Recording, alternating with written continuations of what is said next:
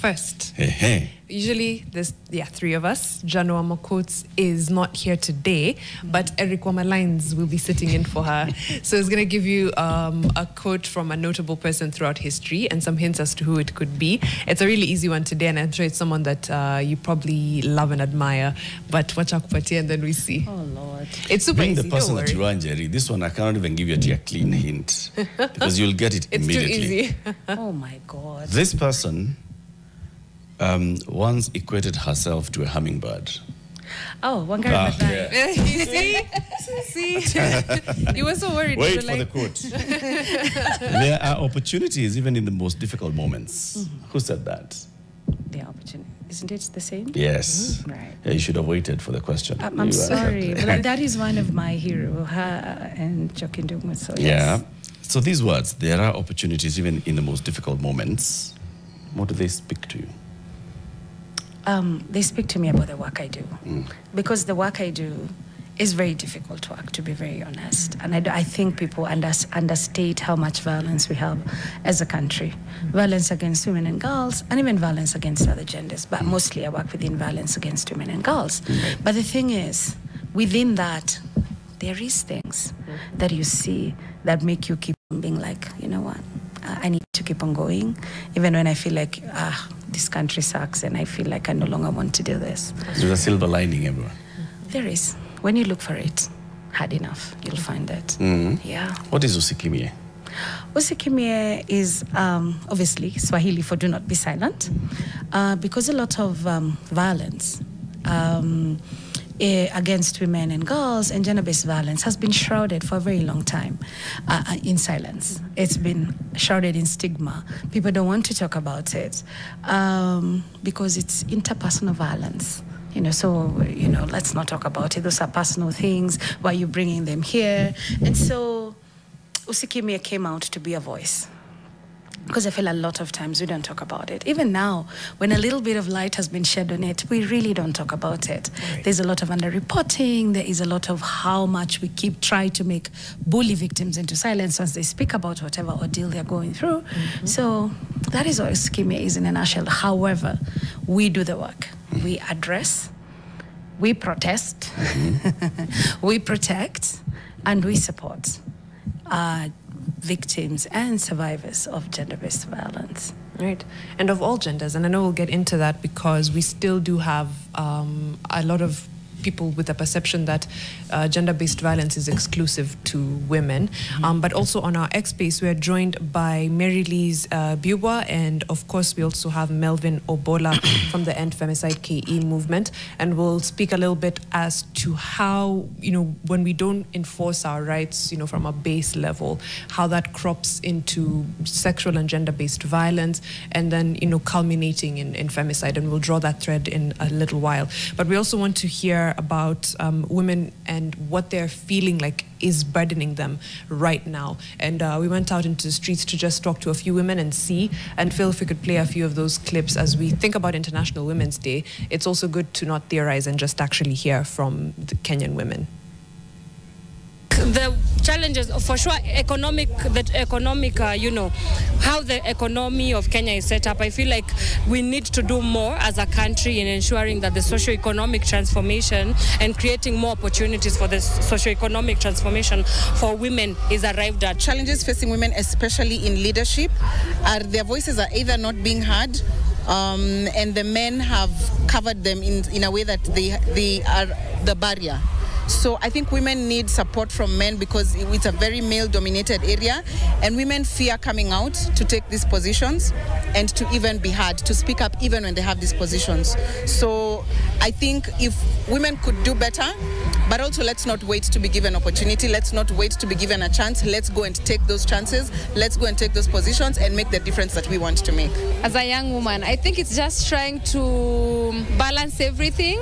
For example, at a personal level, there's work, there's family, there's also serving in different capacities, but yeah, we are managing it all well. Trying to navigate through digital spaces. I'll speak in regards to the work that I do.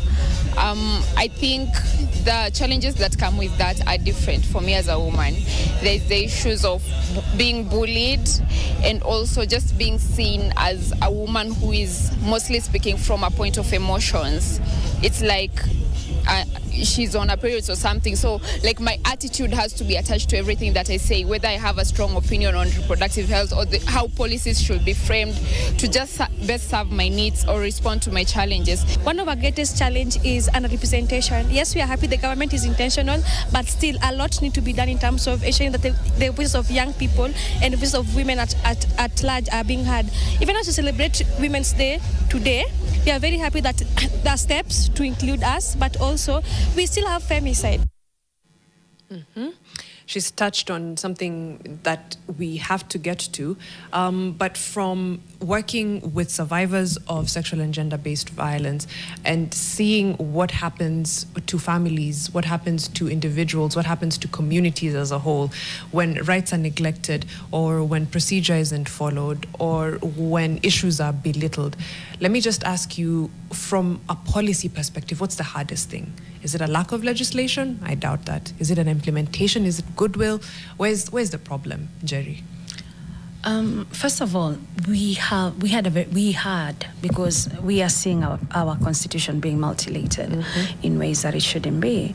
But COK 2010, that's the Constitution of Kenya 2010, is a very progressive document, and a lot of things that are lodged in that framework really tell you that we have a progressive constitution that, if it was followed and adhered to, honestly, some of the violence that we see, some of the things, the rights that we would be able to enjoy. Right. So it's not even just about amending laws, it's also about how do we implement these laws. Where is the goodwill? Both from the legislature, the justice side of things, from the police who do not even obey one law. There is no goodwill towards making sure that we truly implement what is supposed to be done. So it's not burdening us with more laws, all right, unless it is actually putting femicide as an act on itself. But it is ensuring that the laws that we already have are actually adhered to. We don't do that, though. Yeah, and no one has a goodwill or even wants to do it. What do you mean by no one? No one, who do you put in that basket of no one? We are supposed to have what? 3 arms? Okay, the executive. We're supposed to have the parliament, and we're also supposed to have judiciary. Now, let me give you a case that has happened to me in 2021. In 2021, I was seated in my office when, women burst into it, and they came and told me a body of a child has been found in Kayole. And that was in March of 2021. It's very personal to me. It was around 5, and so we ran, and we went to see what is happening.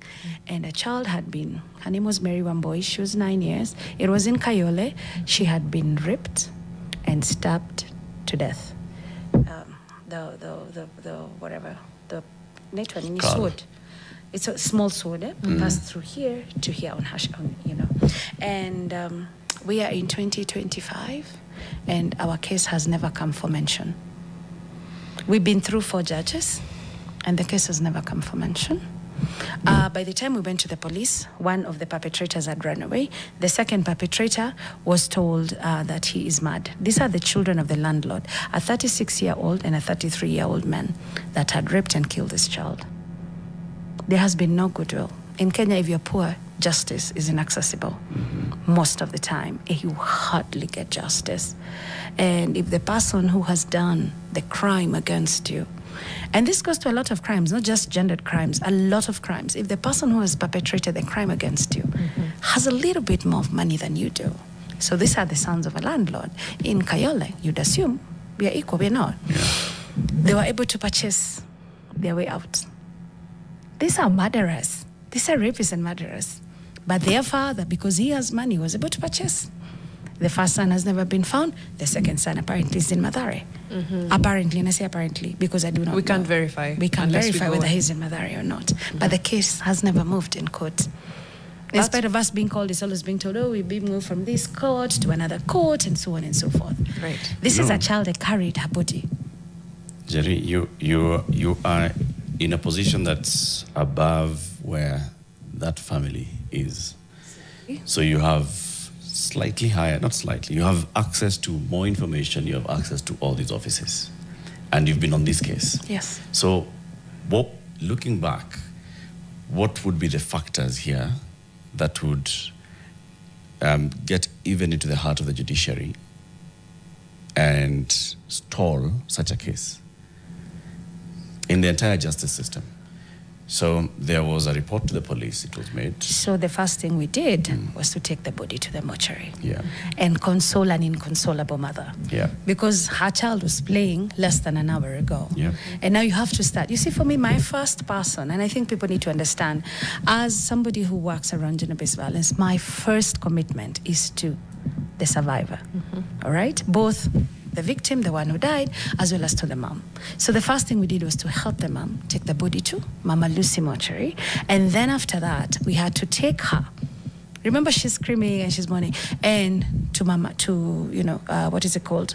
Kayole Police Station, Matopeni. And we lodged the report. And herein started the problems.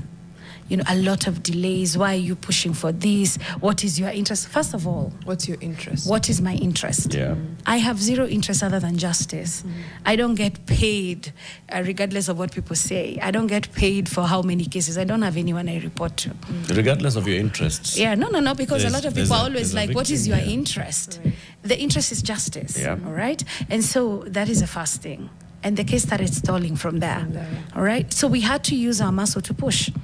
So it went into court a month later is when these people were brought into court, and only one was produced. And of course, the family had lawyered up, and it was said that the man, the perpetrator, is I don't want to use insane, but that is what was claimed in court. And so the first judge, because we have been through 4 judges, gave out a mandate for him to be taken to Mathare for it to be investigated. And there started the delays. There is even a time, I promise you, when Mama Wabui was kidnapped, tukiwa kotini, we were in court. And I'm calling him like, we're in court, where are you? She's like, no, the police have come, they've taken me, and they've gone with me. They've told me the case is not in Milimani, it is in another court. I said, no, we are here, we are in court. So it's now for us to now leave and go look for Mama Wabui, who is being taken God knows where. Right. So I'm calling the IO and I'm like, why are you taking this woman? And so by the time we come back to Kate, the case has been adjourned to 6 months. So, and this is just one. Of many. Of very many. And I'm sure there are very many such cases. If we come to your organization, if you go to other organizations that deal in communities, they'll have very many of such cases. Yes. But our constitution, like you said, is so robust that it has ways and mechanisms and expectations. So, for example, there's an ombudsman's office in the judiciary. There's a government ombudsman. Are we saying that even those do not work? I'm not saying they don't work. I'm just saying they don't work. For our listeners on Nation FM and on X who may not be seeing, Njeri's face will tell you exactly what she thinks of the Ombudsman office, etc. I want to get some perspective from Melvin of End Femicide KE and the movement. From, again, a structural perspective, what's not working? Because the legislation exists. Njeri says, where's the goodwill? There's literally zero goodwill. Is that the same as you're fighting femicide? And because you also deal with femicide, I know it's a cross-cutting issue, but I'd love to hear from Melvin on our XSpace. You can also join, by the way, just search NTV Kenya. And of course, you can also ask to be a speaker if you have something to contribute. Yes, thank you so much. As mentioned, my name is Melvin Obola from the End Femicide KE movement, and also working with Young Women's Leadership Institute. I think what is not working in terms of access to justice is right at the reporting stage. That's the stage where most of the important information that is needed at the court is left out. I remember when you are handling a case, it was a femicide case, but our system, it was written as a murder case, and right from collection of data, collection of evidence, and the police collecting what is needed for us to push the case forward.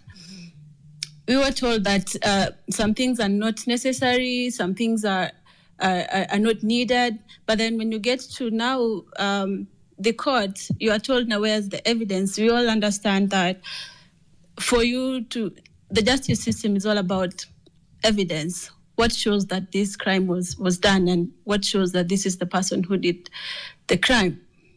So most cases go, and most victims, survivors, go without accessing justice because of simple things that can be done right at the onset of when case is being reported. There are instances where we've seen, due to the systemic and societal structure of how we perceive GBV, it has forced families to solve cases within families. You're told if you report a case, there's this thing you'll be cast, your family will not be there for you, and you're left to wonder, do I have a family? Do I follow up with justice? It brings about the issue around information within the public. How do we rightfully report these cases? Structurally, Melvin, I wanted to just take you back Hello? a little bit. Oh, can you hear me? Yes. Yes, I can. Take you back a little bit. When at the reporting stage, when these gaps that cause the case to fall apart in later stages, is it a lack of capacity, or is it systemic sabotage so that these cases don't end up anywhere? I feel like we can't blame capacity, because that's their job as investigative officers or police. That's their job. They're trained to do that. I feel like it's a structure that people have put in place, or the police within those departments have put in place to ensure that most cases go unreported. And when they are reported, they really don't move forward.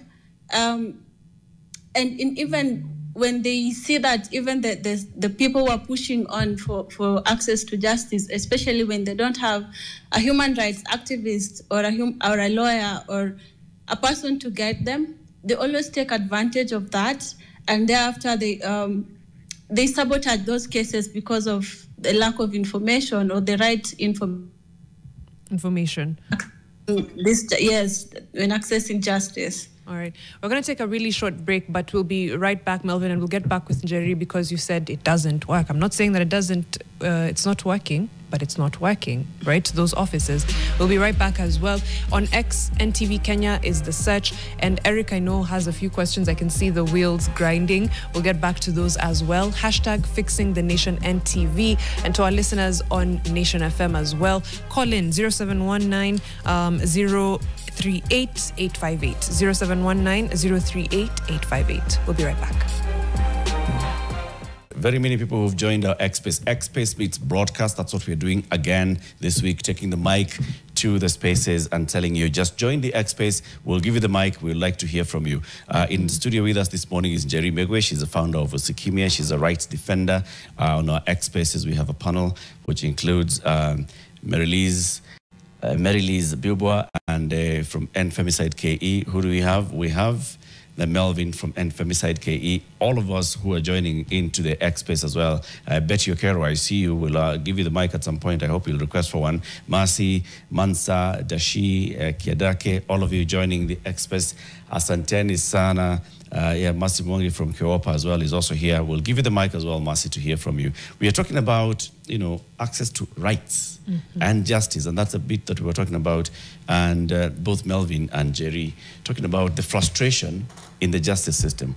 We talked about the frustration in the justice system very many times, and how you get into that justice system and there's so many layers and so many opportunities to create bottlenecks that then will deny, frustrate, or completely block access to justice. But then organizations such as End Femicide, which are people who have dedicated themselves to doing this, people like Betty and you, Njeri, who are active on this space of just pushing for rights. You have access into the National Council for the Administration of Justice, from court users committees and other civil society groups. You can go into a police station. I'm sure your organization has dealt with police stations. You've dealt with the Directorate of Public Prosecutions. You've dealt with the judiciary officers, whether it's at the registry level or magistracy or judges. What systemic changes would you like to see that would then make this process smooth? Once somebody has a complaint, there is a victim, there is a perpetrator. Both those find their way to the justice system and a fair adjudication happens. As my colleague Melvin said, it starts at the point of reporting. That is where the problems start.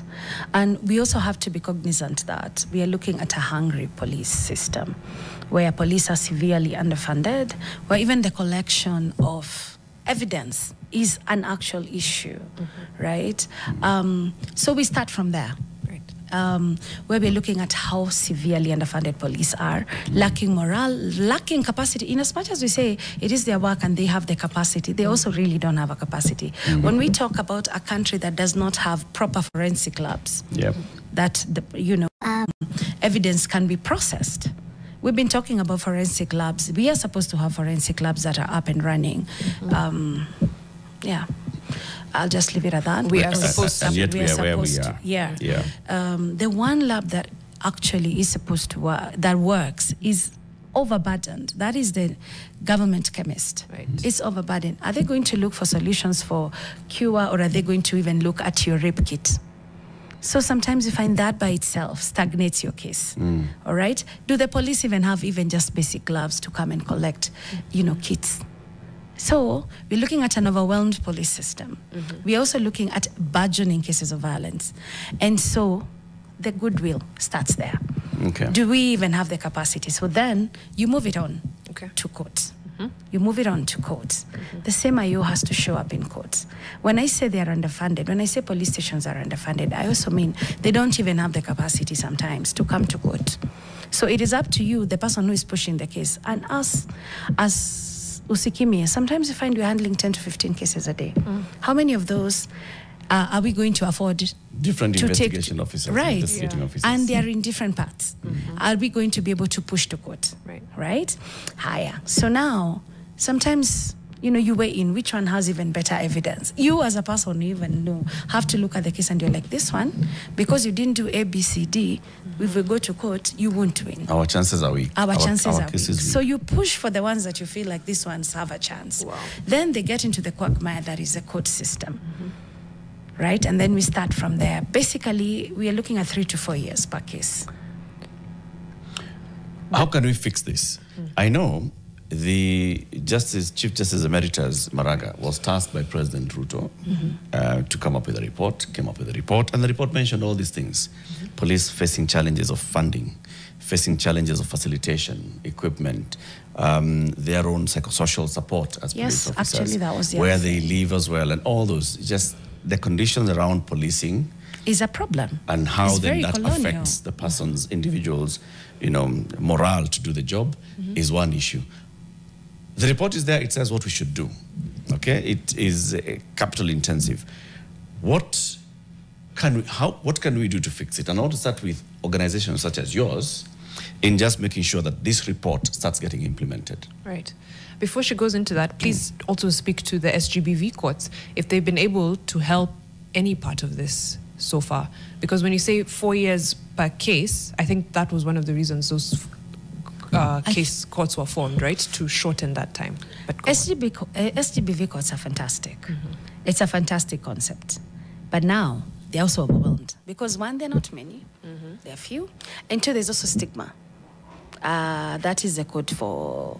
You see, the problem with SGBV is people always assume it's a code for women issues. Right?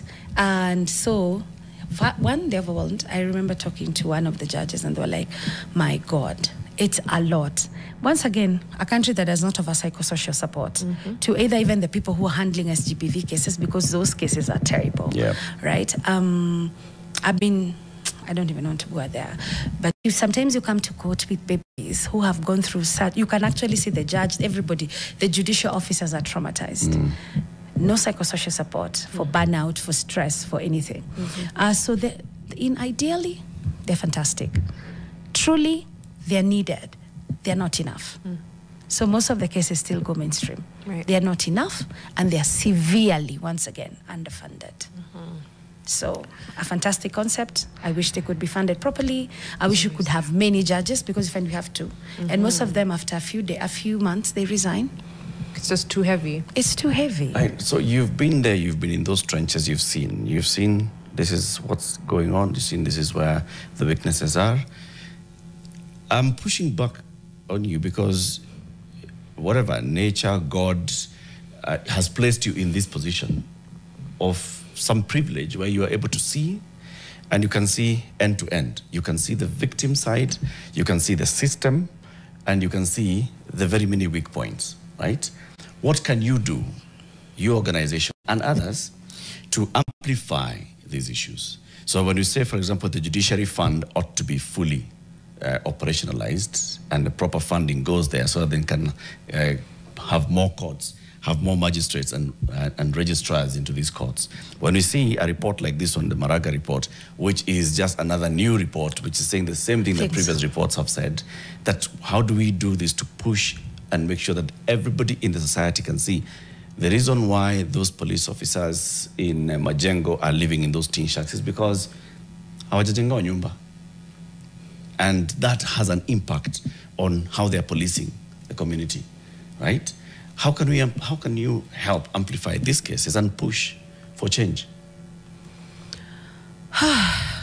Yes, you begin from there, and then. I think, to be fair, even as I sit in places like this and I say, I am here for the survivor. Are you noticing I'm also actually talking about the conditions that lead us into how police us? Yes. I am still, and I walk into police stations and I tell them, I understand where you're coming from. I understand you don't have a car, or you don't have the fuel, or the car has not even been maintained to come and pick up the body. So we've gone even deeper into finding out how much resources are given per each police station. Right. And you'd be shocked that one police station, the big ones, are given 100,000 per year. 100,000 a year for a police station? For a police station. So that is supposed to feed, is supposed to do cleaning, everything you can imagine that is done in a police station is supposed to be within that budget. Including feeding the people in the cells? Yes, feeding the people, the photocopies, the P3s, the everything. So sometimes when police tell you, go there and get a P3, they're not coming from a place of... they're not coming from a place, they don't have it. Hawana, Hakuna. So you need to start understanding those are the kind of, we are looking at systemic issues that have been put there. So changing and overhauling a system that has seemingly worked from colonialism till now has to be very capital intensive, has to also have the goodwill of the government of the day, because civil society cannot come and fill in those gaps that the government is supposed to do. Right. Because you're already doing the government work, right? Some of the work we do is government work. The government has to want and to be intentional about wanting to change. There's no reason why you should be the first call, and femicide should be the first call when all these agencies exist. I agree. I want to not deflect, but just look at it from a different perspective and draw a thread. And Mary-Lise, I'm hoping you can help me with this. We're live on X, by the way, if you're just joining us. NTV Kenya is the handle to search. When the link was posted, I seen a comment, for example, from Mudhomi 97356. Women have normalized sex for money, and if you disrespect your body, even nature has its way of repaying immorality. I want to draw a thread between rhetoric like that, online, in person, in communities, and the triangle of gender-based violence, and then it ending up in femicide. And then how do we counter it? Because by the time we're reporting, by the time we're going to court, it's too late. A person has been violated, a life has been lost, right? Well, not too late, yeah, but you get what I mean. So then how do we counter it from this communal perspective, and you don't get, rhetoric like this? Mary-Lise? Thank you so much, and good morning, everyone. And thank you so much for the question, because it starts from a very beautiful perspective of what role does the society play. The statement itself that says women have normalized sex for money, already that statement alone is placing the burden of the whole concept of sex for money, which, by the way, is not a wrong concept. As a matter of fact, that's the oldest job on earth. It has been done by people who are here before we ever knew would be here. But that's besides the point for right now. I think the question to address here is why, when there's exchange of money for sex, did that woman get money for sex from a tree? Did that woman get money for sex from something that is not a human being? It was a human being and it was a man. Mm-hmm. So why is the conversation about sex for money become a harmful thing to a woman and not a harmful thing to a man? That's one of the conversations that we can have, because then when we're speaking about femicide and we look at data and information, but also down to the definition of what femicide is, the intentional killing of women, then we are referring to data that was released by Odipodev last year in January, just when we were doing the End Femicide March. Mm-hmm. But over, beyond and above that, data has continued to be released by them even this year. And the statistics of 2024 so far, having 171 women being killed, and the bigger percent of those women being killed were killed by their husbands and their partners and the people that they're sexually intimate with. In what world is a woman being made a victim of femicide just because she's married to someone? Mm-hmm. See, that's one of the perspective. And then we are looking at 2025 currently. And the reason I think this is an important conversation that we are having leading up to tomorrow, International Women's Day, is because already Defenders Coalition, and I'm using Defenders Coalition here in particular because the year has just begun and there's many things that need to be done for data to, be qualified before we can say official data and all that kind of stuff. But that notwithstanding, Defenders Coalition alone have registered over 40 cases of femicide in the month of January of 2025. The year has just begun. And so when we're having these conversations, then we need to begin having this conversation from a point where we are asking ourselves, in what world did we make it normal to make women victims of femicide, to kill women over actions that we both do? And I love what Njeri was highlighting, even in speaking about how police stations operate, in speaking how different systems that she has to engage when she's dealing with cases operate.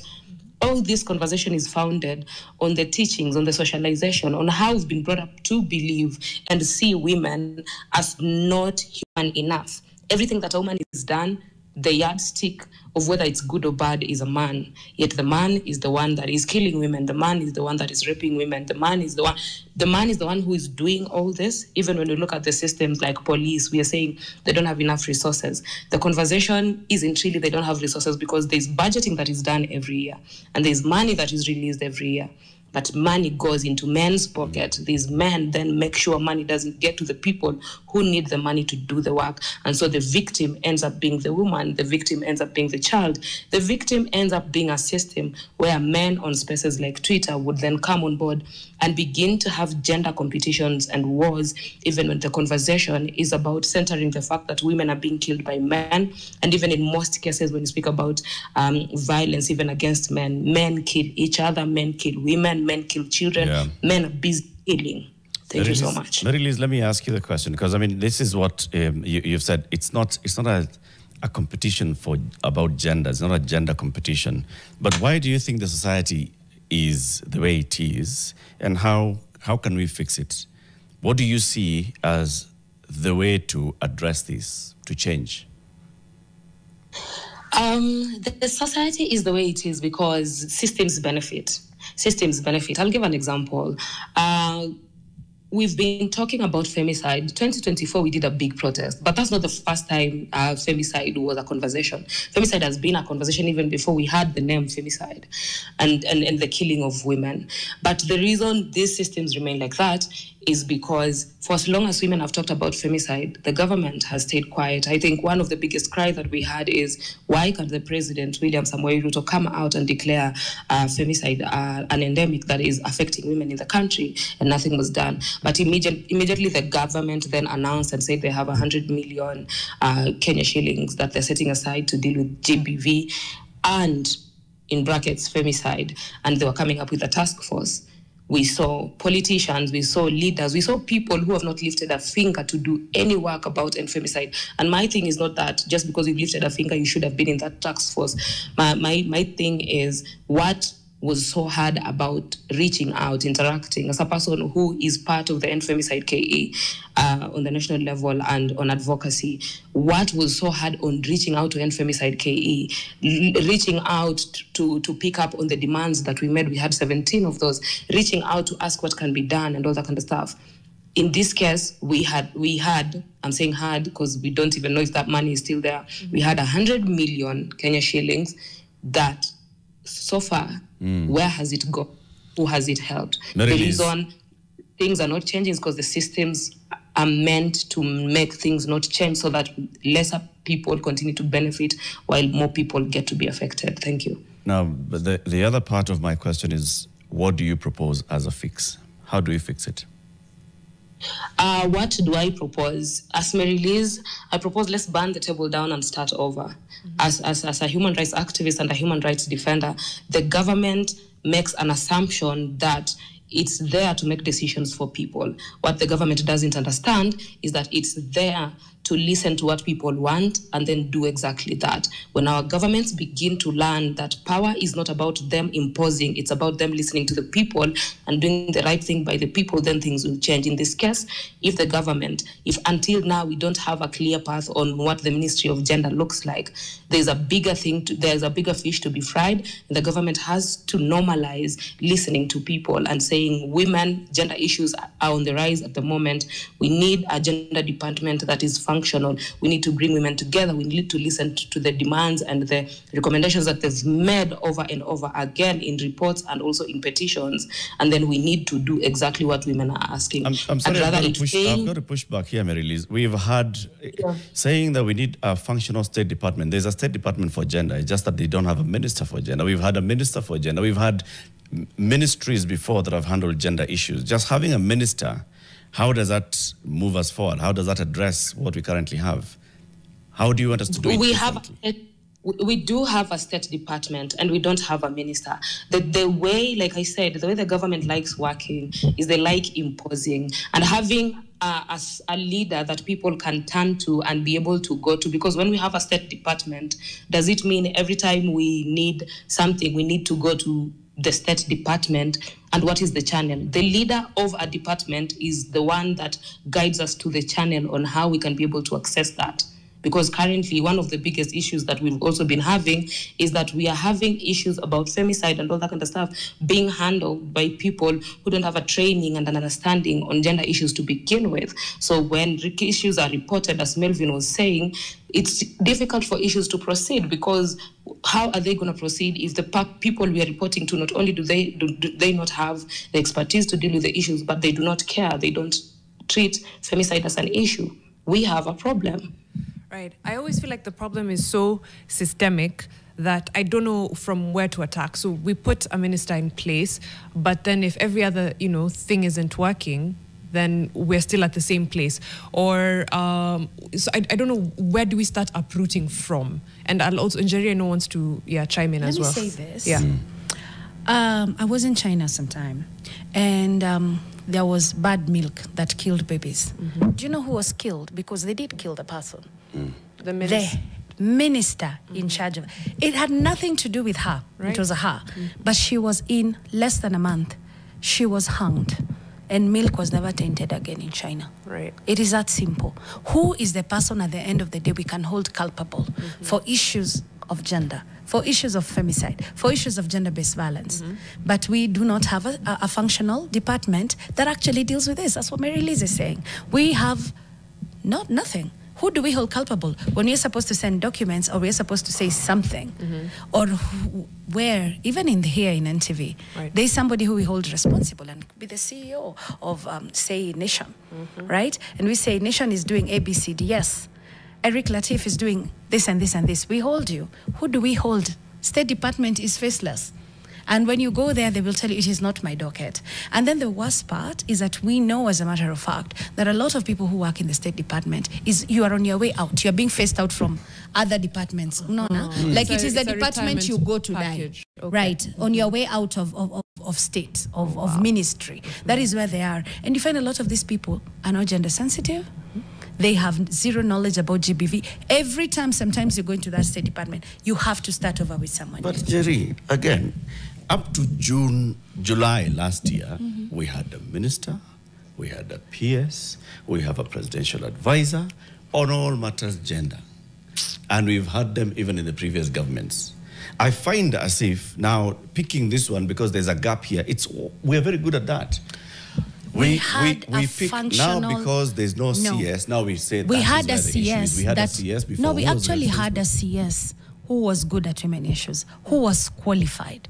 Before Aisha Jumwa, there was a CS, I forget her name, and she really was invested and was interested. Professor Margaret Kobia. That is the one, Professor Margaret Kobia. You could actually have a reasonable conversation.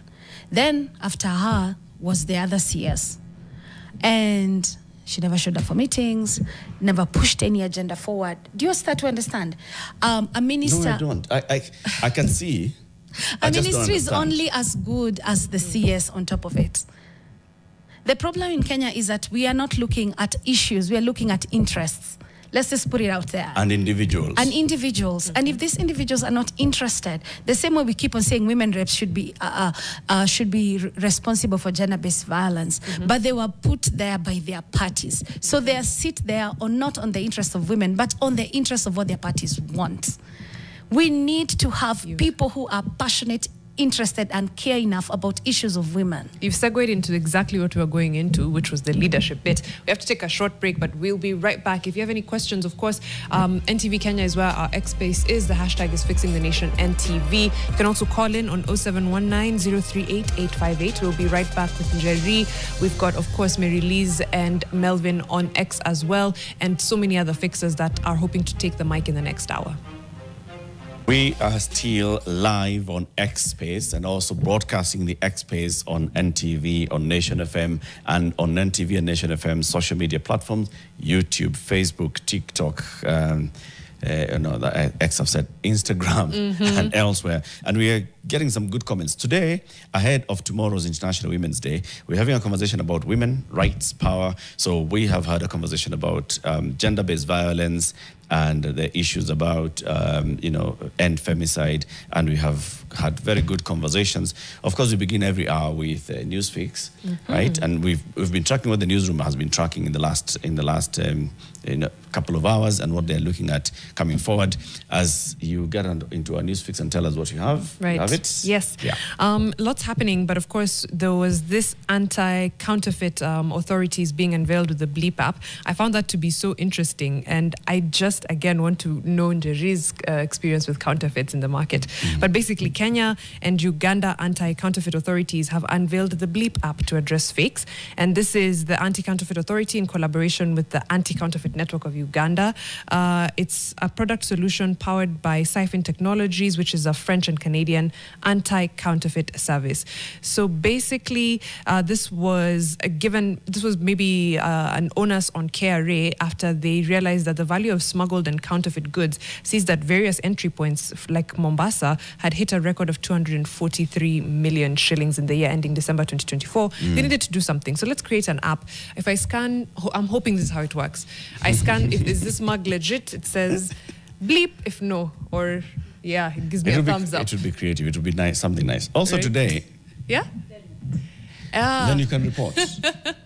To who? To people like Njeri then. Njeri umechoka. I know. Never give up, Jet. Tonight, NMG is hosting the International Women's Day Experience Gala Dinner. The hosted International Women's Day Experience happens today at the Muthaiga Golf Club. Aside from the gala dinner, there'll be master classes, networking, four-ball golf, wine tasting. Also expect powerful conversations, networking, fine dining. It's marked on the 8th of March, International Women's Day. So today is just the penultimate date. It's a global day celebrating the socio-economic, cultural, political achievements. The theme for this year's International Women's Day is for all women and girls, rights, equality, empowerment. That's the theme. So our conversation continues on our XSpace, and we're seeing many people who have joined and they want to contribute. Request for a mic. Yes. We'll give you the mic, and we'll hear what you have to say about this. It's about not just about femicide, but also just about rights. Just what we're saying: rights, awareness, empowerment, and going forward. We have somebody called Ronyo who has requested for the mic, and Ronyo, you have the mic. Let's hear from you, Ronyo. What are your views on how we can change society, how we can fix how we see gender-based violence? Hello, you can hear me? Yes, we can.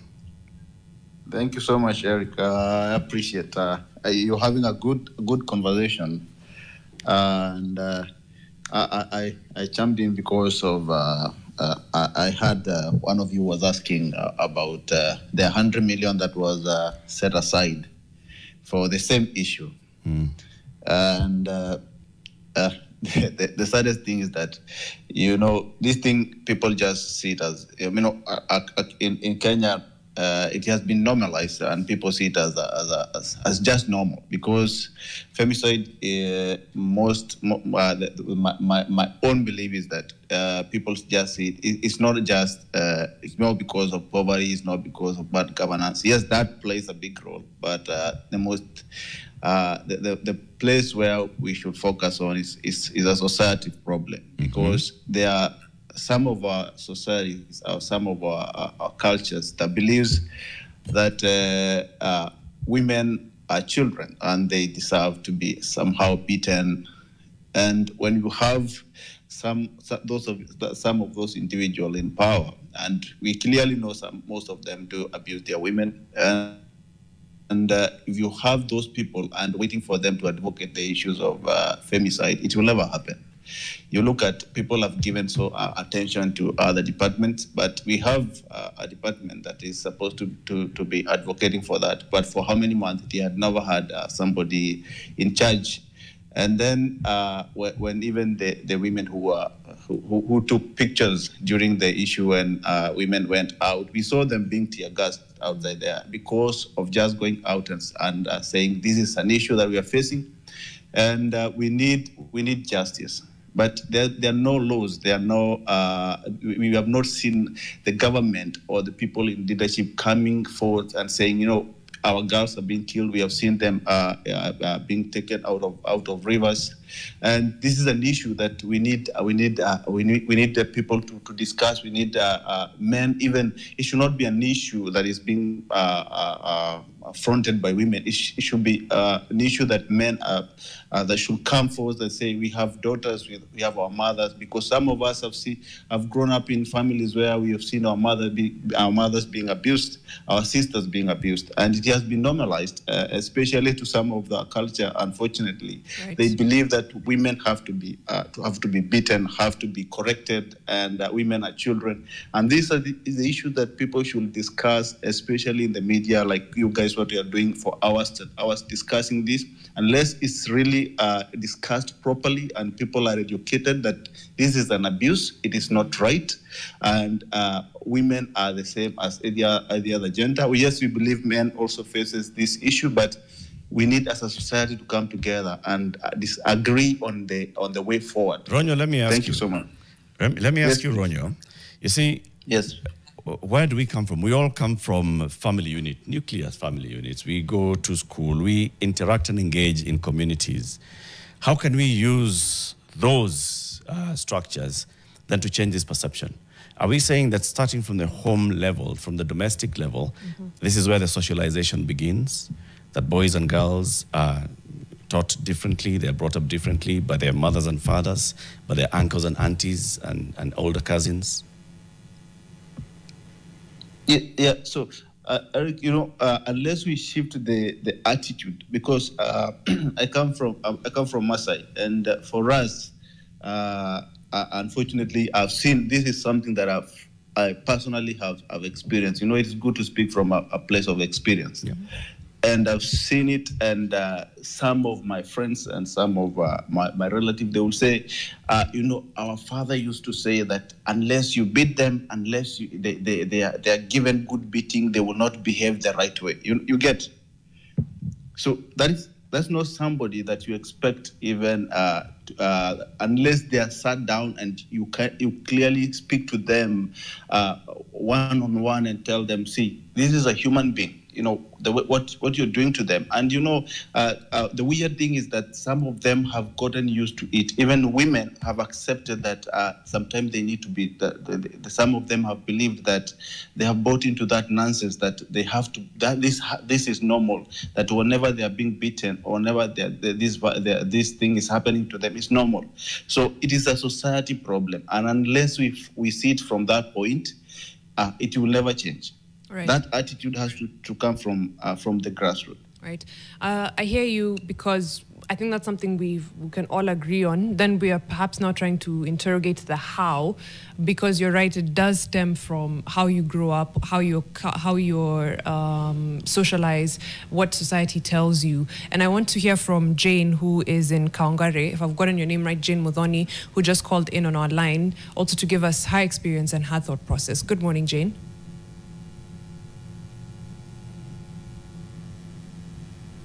Good morning. Morning. Hello? Good morning, we can hear you. Good morning. All right. Jane, please tell us what you think about okay. I'm Jane Mudhoni from Kawangware. Please continue. Shida zenye tunapata kama wamama. Hello? Endelea Jane, nakusikia. Okay. Shida zenye tunapitia kama wamama huku Kawangware ni mingi tu sana, kuanzia gender based violence ambayo huwa inahusika na mambo na physical, kupigwa kwa wamama. Kuna matusi, wamama wanatusiwa, wale wako kwa ndoa wanaipata kweli kweli kwa sababu ya hii mambo na economic status. Kwa sababu wamama hawana pesa ya kujisimamia. Most of them wanakuanga tu kwa ile tunaita unpaid care work, ambayo ni kufanya tu kazi za nyumba. Kama Jane, nakaa kwa nyumba na natengenezea familia yangu, kuosha vyombo, kuosha nyumba, kuosha manguo, kutayarisha mzee aende kazi, kutayarisha watoto na wajukuu waende kazi. Na hata katika hiyo hali yote yenye nimefanya kazi, kuna yule mtu aoni kama ni kazi nafanya. Hata wazee wengi wakiulizwa, mama anafanya kazi gani, anasema tu anashindaga tu kwa nyumba. Na hiyo hali ya kushinda kwa nyumba, hawawezi kuona kana kwamba from 5 mpaka saa 5 usiku sijapumzika. Nimekuwa nikifanya kazi for the sake of my family. Right. Na hapo ndipo sasa sisi tunapata shida kubwa kabisa. Na katika hiyo hali tunapata kuona we need to be supported from all the corners, from the government, from the community, and even from our family members, to support kama wamama ndio tuweze kuwa productive in our community and in our nation as a whole. For example, mimi kama Jane nikisapotiwa kuletewa maji na serikali hapa karibu, nitachota maji haraka haraka, nifanye kazi yangu ya nyumba na nitoke nje niende nikajumuike na wamama wale wengine wenye wako productive kule nje. For example, wakati kama wa siasa, when it comes to elections, mimi ni community mobilizer. Nataka nifanye kazi yangu ya mobilization kwa sababu hiyo ni kitu iko kwa damu yangu. Nataka niende nihakikishe kwamba tunachagua yule mtu mwenye tunahitaji kwa community yetu.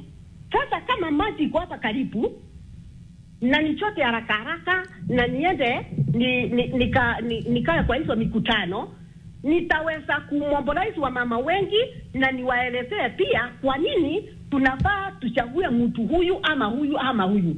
Kwa hivyo kama sitasaidiwa na serikali nipate maji yangu hapa karibu, hiyo itakuwa shida kubwa kabisa, kwa sababu sitatimiza ile desire of my heart kumobilize wa mama ndio tuweze kuwa hata kwa negotiating table. Kwa sababu wa mama wengi sisi tunaumia kwa sababu hatukuangi kwa negotiating table wakati ule rules zinatengenezwa, mipangilio inatengenezwa ya community. Wamama hawakuangi hapo kwa sababu kwa zile kazi zetu za nyumba. So nimekupata Jane. I think tumekupata, and we are discussing with Njeri, of course, may release Eric Harper on those interventions, how we can make them to be commonplace. Ndio vitu unasema kama ni maji kuje karibu, and you're very right. Economic hardships play into everything, and into now that cycle of violence, and unpaid care work, right, is also a really big issue. Wacha we continue with the conversation in studio, but please stay on the line because nataka uchangie tena at some point in the future. Sawa sawa? Thank you. Thank you. Asante sana, Jane. So what she said about unpaid care work, economic hardships playing into how society perceives women, and then into gender-based violence is very true. The fix for that, what does that look like, Njeri? Once again, did you notice what she said? It's actually a systemic issue.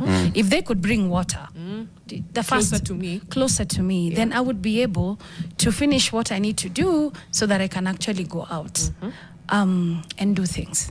The thing is, like for us, we do a feeding program for children.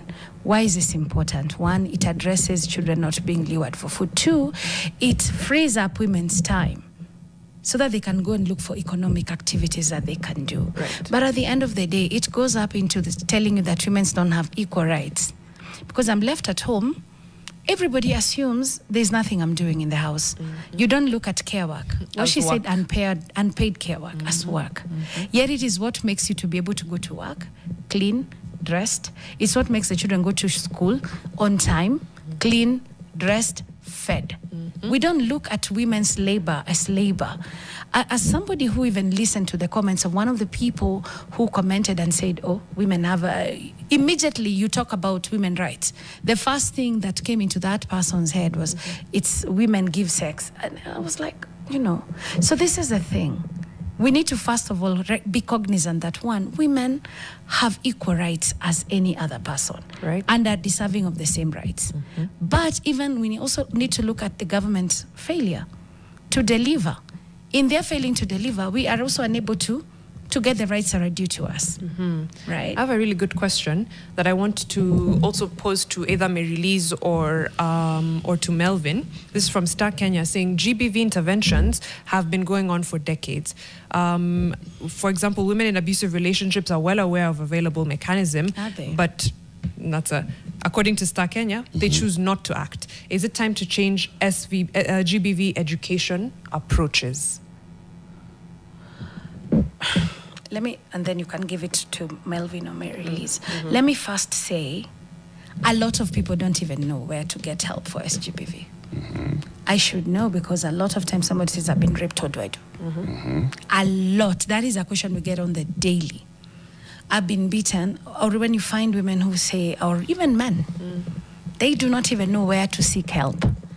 Especially men. Forget even about this person who's talking about women. Right. Which means those things are not commonplace. They're not on the grassroots.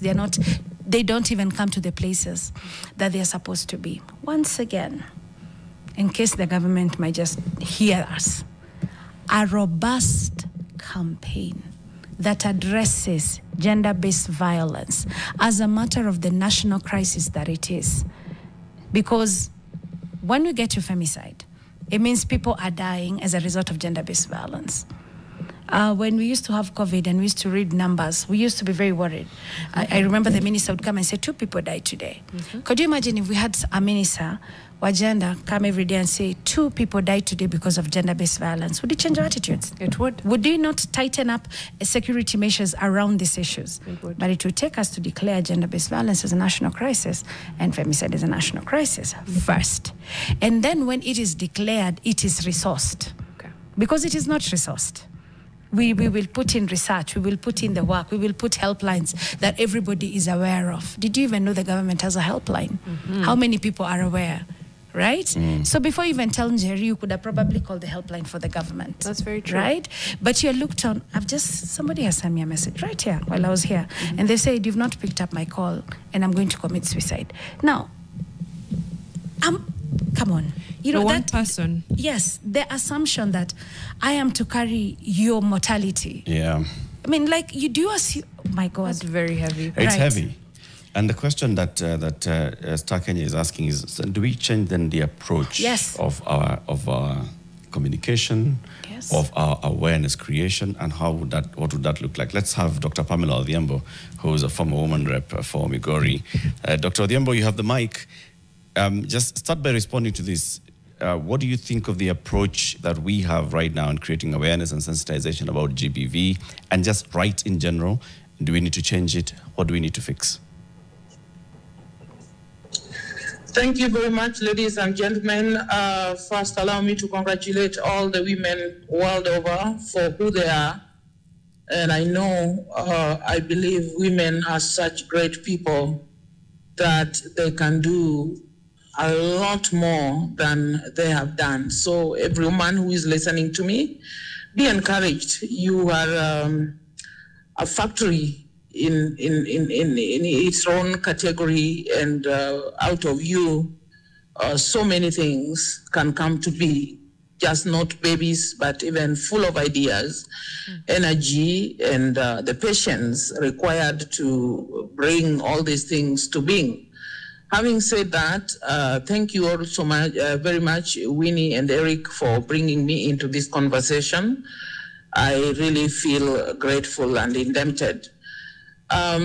Today, as we celebrate the International Women's Day, I have listened to a bit of the conversation, and I want to say that I agree with all the speakers. Bits of what they have said, ranging from mindset to cultural issues and mentality things, are playing heavily into what we are calling femicide, which is actually, as one of the speakers has rightly put it, part of the broader problem of gender-based violence. Now, addressing the issue of mobilization, having been part, and I am still part actually, of the women leadership of this country, not only on the political arena, but even in the other social arenas like church and all these, heavily concur that yes, we may need to step up our modalities of doing this awareness. Somebody already said that this thing has been hammered on the women until the women themselves are excited about this idea of beating, this idea of FGM, this idea of having to be molested and heavily dependent on men. I have no issue with interdependence, because we have to network, we have to team up with each other in the society to do things together. But you see a scenario where even when a woman is capable, they would still just think they cannot do it until some man features somewhere, is something that we still need to fight. So in my attempt to awareness among the women, I have met some very weird obstacles. Some of the very women would be campaigning what you are teaching them. I'll give you a classic example. They come from. Most of the time, yes. No, continue. You're just broken off a bit, but we can hear you. Yes. Sorry? Please continue. Yes, a classic example, Migori County, where I come from, women have been made to feel like they should not talk about issues of land. And land is the only resource that every other family has. So I've seen women who lose their husbands, and the community, beginning with their own relatives, the brothers and family of the very husband, eject them out of the land that they have been either using for farming and producing their food, or where their homes are. And it has been a pity. And I have had sometimes to get into the space and even hire lawyers to fight for the rights of these women.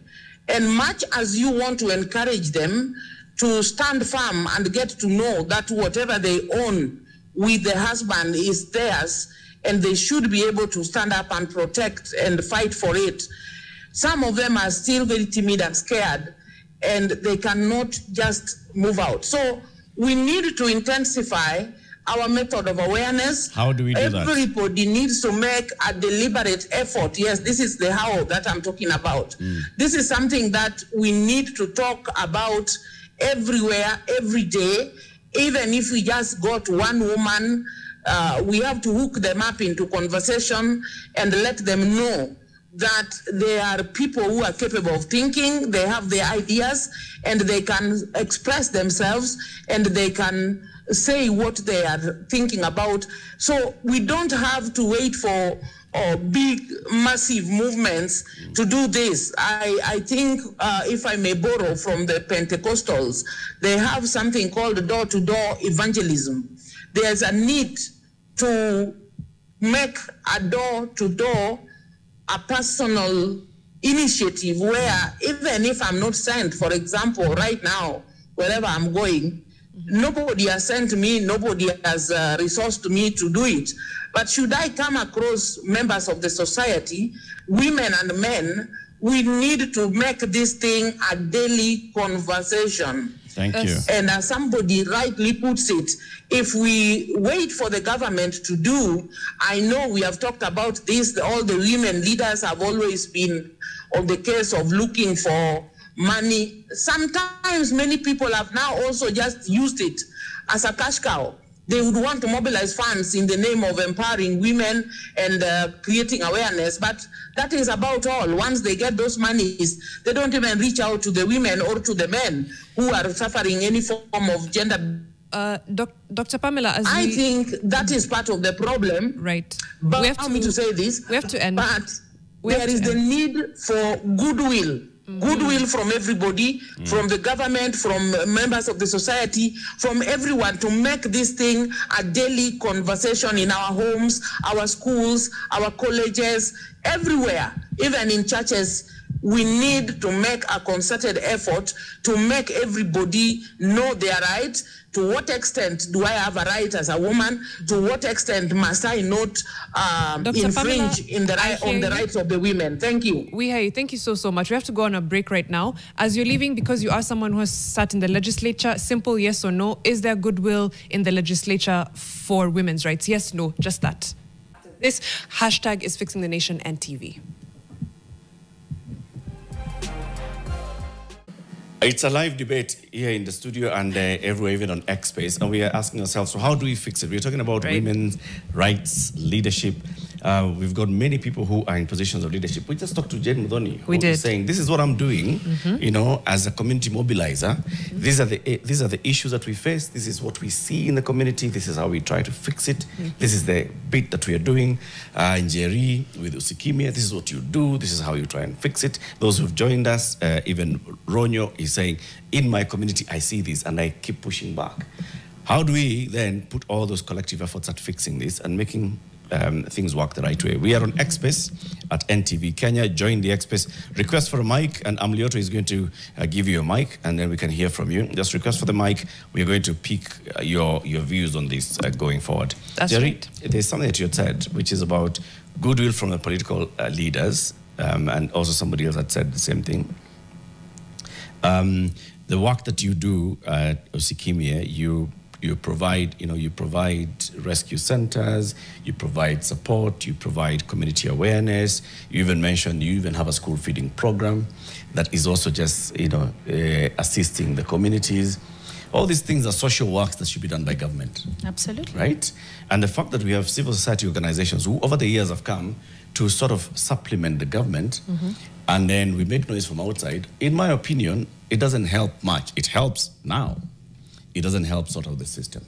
And this is what I mean. If, just like Jane is saying, she mobilizes women on political issues and says, let us look for the leader who's going to address the issue of tutatoa api maji. Tutatoa api soko yetu tutajengo aje, our neighborhood, house, we're going to ensure safety. Do that. Budget comes. Sakaja has to come to the communities where Jane is and start saying, this is how much money I want to put into the area of water, into the area of community safety, into the area of, education, just ensuring that the women, their children can walk to school in a nearby area and not have to think about taking a child 3 kilometers away, going to bring the child back home. How do we engage as communities to start fixing our system, to start saying, I want to participate in governance conversations? How much money is going into gender issues, into social support? Do we know the budgetary allocation for this year for just the social support? Not just the social support. Do we know how much is needed? How can we engage more robustly that conversation with your local MP and say, this is what we want you to go and say? We saw. We did that with finance bill last year. It changed. We saw. Hold your answer, sorry. Just hold your answer, Njeri. I want to hear from Lynette, who's on call, before we get to your answer. And I also want to hear from Mary Lise as well as Melvin on the how, and anyone else on X who wants to take the mic on the how that Eric has asked. Lynette, good morning.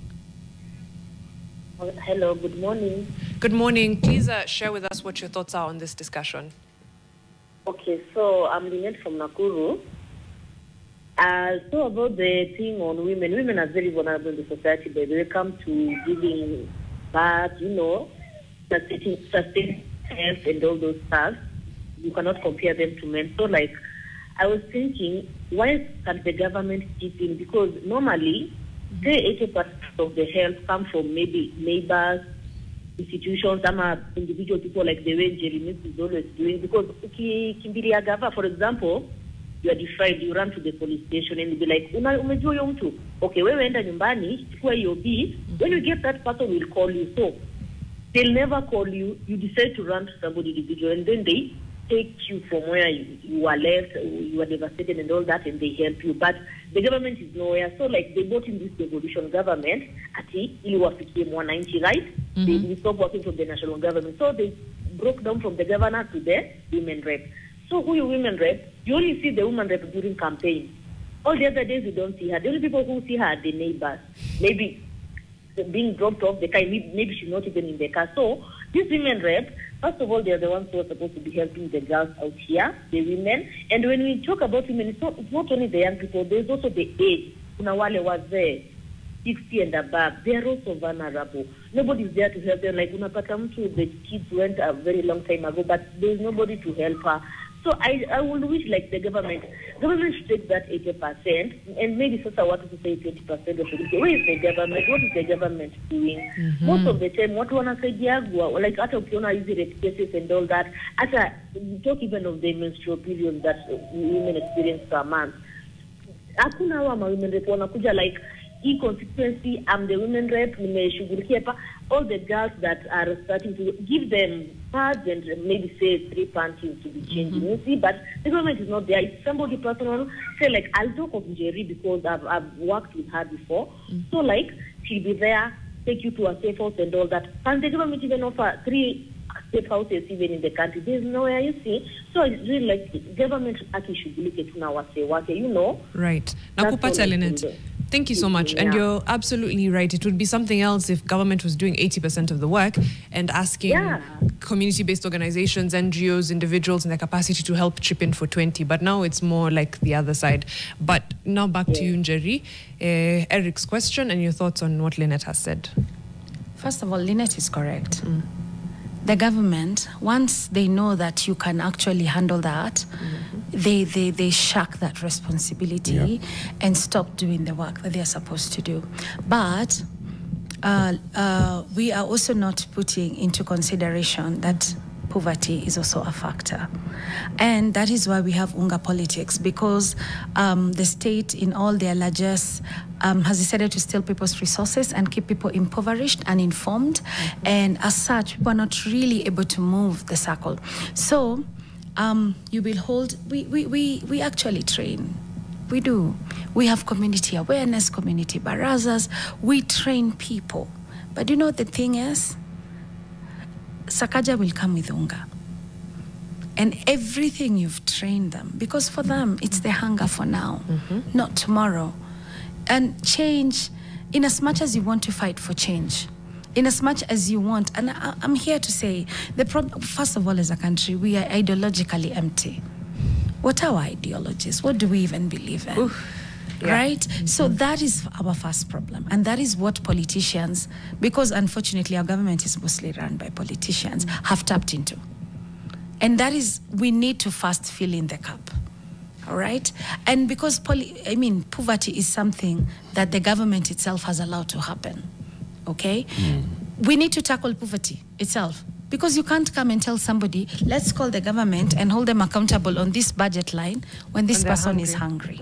So some of the solutions you need to even occupy is to ensure that for you to hold the government accountable, and we need to hold this government accountable, because you can't go around giving 20 million to people, and then at the same time, I look at that church the next day, there are 5,000 youths looking for a job, and you're using the church, that same place that you gave 20 million as a recruitment center. So before we even start, how do we even start by tackling poverty? Of the mind even. It's the same. It's of all the stomach. It's all systemic. It's all a system. Just like you said, it's all a system, right? This is a country that's generating over 2 trillion shillings in tax revenues. Difficult, hard, squeezing, sweat, blood, tears, but raising 2 billion shillings of revenue. Let's just start by acknowledging that we are raising 2 billion shillings. 2 trillion. 2 trillion. 2 trillion, right?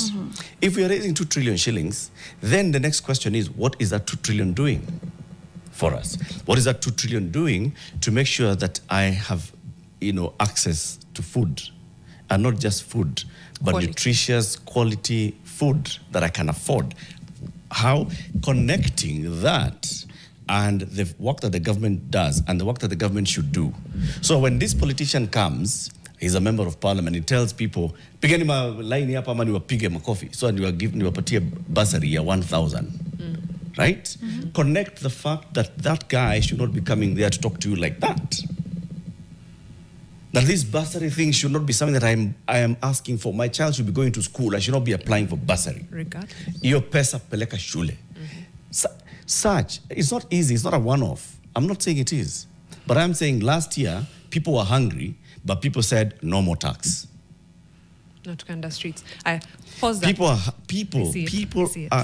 issues right now of rights, violence, gender, equality, and all. I feel like as we are doing everything else, the long-term journey of fixing the system, we cannot say that we cannot fix the system because people are hungry.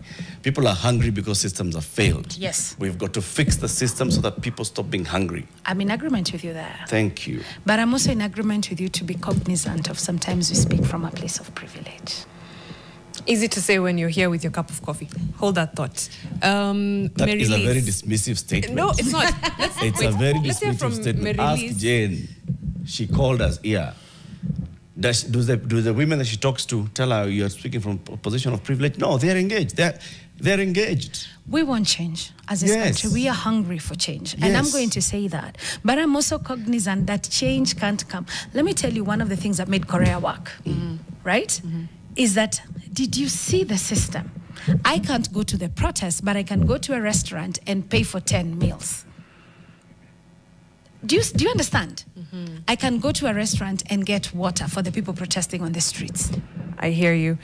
And the fact that we've been able to get the conversation this far is already good, because now we know what we're doing, we know what we need to do, then we can figure out the nitty-gritties, right? I want to hear other fixes from just before, because we have to almost close the session on X in a few minutes.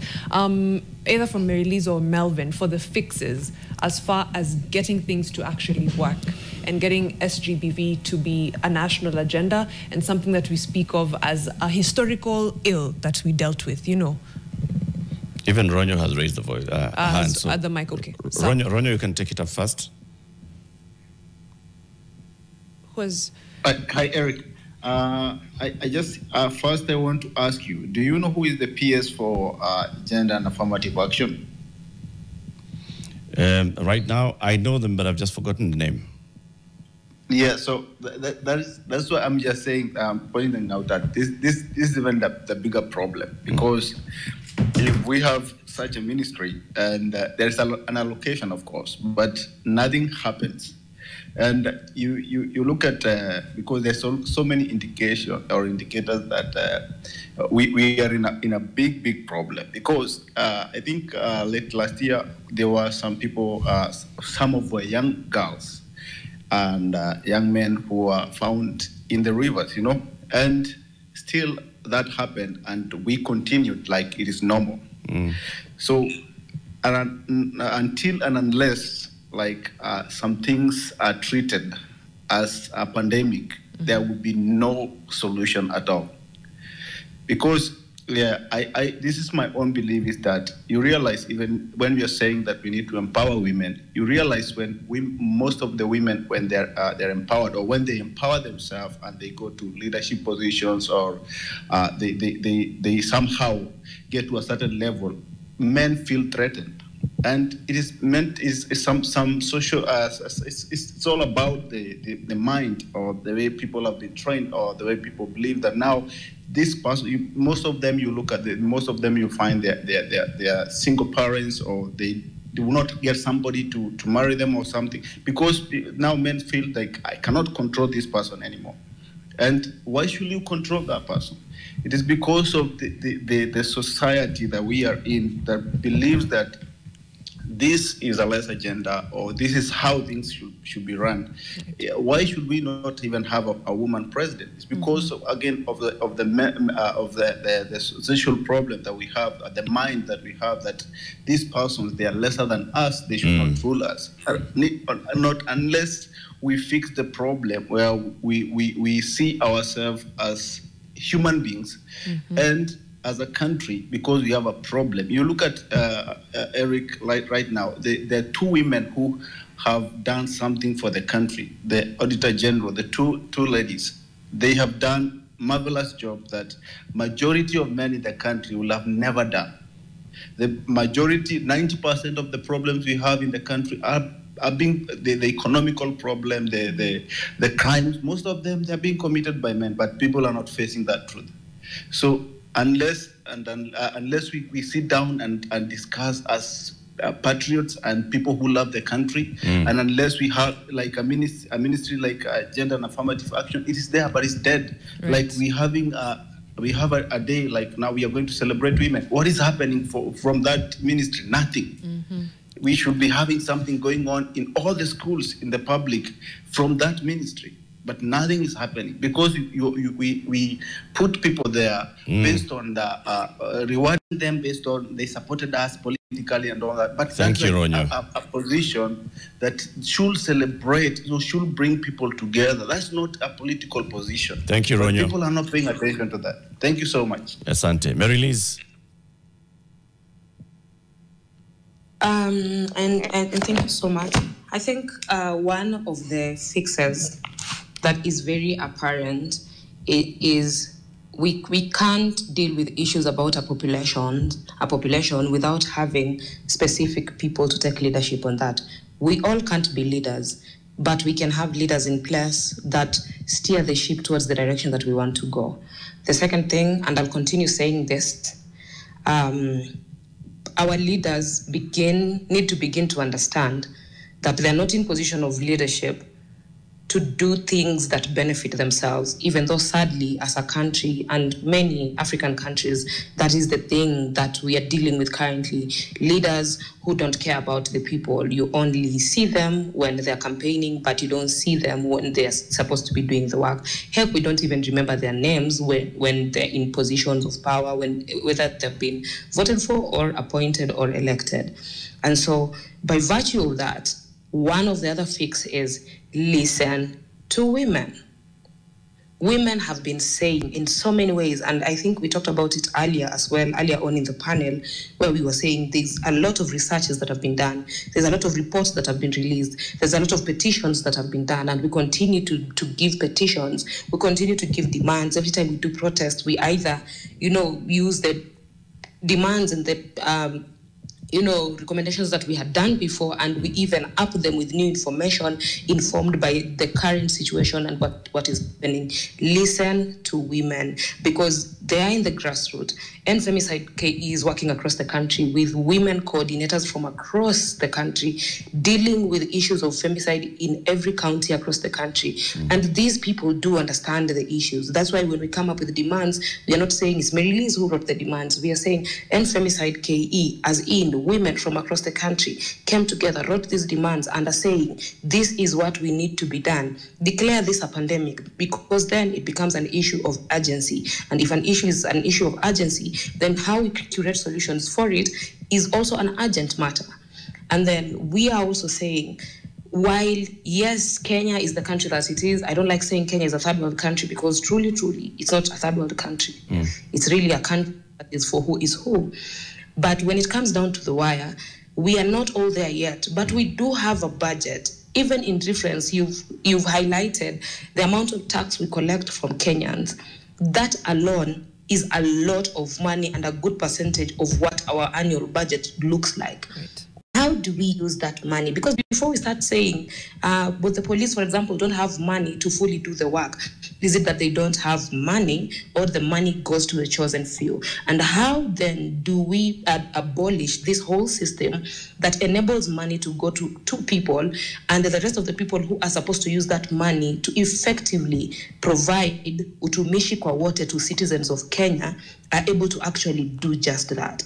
And then I think two of my last ones would be, we cannot continue to speak about femicide just as women only. Men, you have a job to do. Come together, sit together. I see a lot of masculinity podcasts and all that kind of stuff. And every time they sell the idea of toxic masculinity, sit with each other and ask each other, why are women being killed? Because yes, men are being killed. The high rate of men being killed is extrajudicial killing. Who is killing them? It's policemen. The highest rate of, men being killed even in areas of residence is because of poverty. People are resulting to theft and all that kind of stuff, and they're being mob justice and all that kind of stuff. And while, yes, men are victims of gender-based violence, in cases where men are victims of gender-based violence, Njeri will tell you she has dealt with a lot of cases of men who are victims of gender-based violence, and these women are also reported. Njeri doesn't say because it's a woman I don't report. Njeri goes ahead and reports these women as well, and the system takes it up. We've already highlighted that the system fails. So men, come together and be part of this fight that we are fighting, because much as it looks like women are fighting, it's so difficult to fight a person who is pointing a gun at you. At this point, we are fighting for our safety as women, and we are fighting against men who are already pointing guns at us. And last, but certainly not least, because there is so much that can be done, stop killing women. We quite literally deserve, and we have a right, and we are human beings, not by virtue of having, being born with breasts and vaginas, but by virtue of being a human being. We have a right to live, and we have a right to exist, and by virtue of that, we do have a right to not be killed. Stop killing women. Thank you. Thank you, Mary Liz. We're wrapping up the conversation. I just want to pose this question to Latif.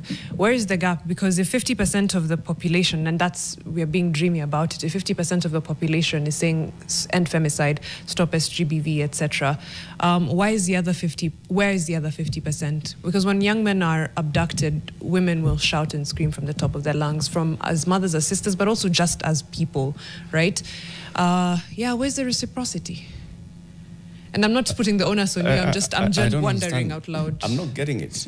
Yeah. I mean, the assumption here is that it's only women who have spoken out against femicide. No, not only. And that's a fallacious assumption. Not only, but and so largely, therefore we can't really say that largely. 50% has said and the other 50% has been quiet. No, but the largely, point is that largely it's women who speak about femicide. That everybody ought to speak against GBV.